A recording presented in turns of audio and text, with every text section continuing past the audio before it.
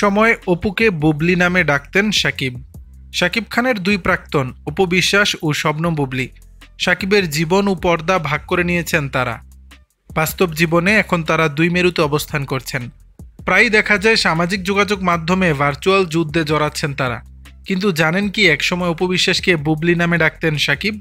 2011 সালে মুক্তিপ্রাপ্ত মনের ঘরে বসত করে সিনেমায় সাকিব খানের বিপরীতে কেন্দ্রীয় চরিত্রে ছিলেন অপু বিশ্বাস, আর সেই চরিত্রের নামই ছিল বুবলি।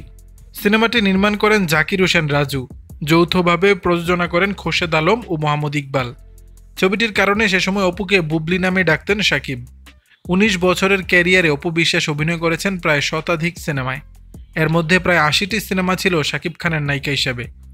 কখনো আলো, কখনো সাথী, আবার কখনো বা তানিয়া। তবে বুবলি চরিত্রটি আজকের প্রেক্ষাপটে বেশ কৌতূহলের জন্ম দিয়েছে।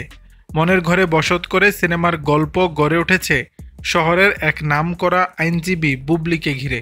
শৈশবে পরিবারের সঙ্গে কক্সবাজার ভ্রমণে গিয়ে অপহরণ হন বুবলি।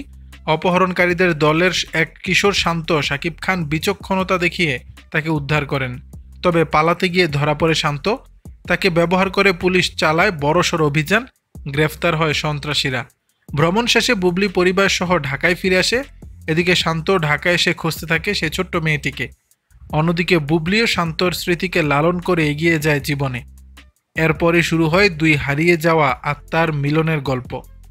সিনেমাটিতে আর অভিনয় করেন চঞ্চলা চঞ্চু, মিশা সওদাগর সহ আরও অনেকে। দর্শক, বিষয়টি নিয়ে আপনাদের মতামত জানাবেন নিচের কমেন্ট বক্সে।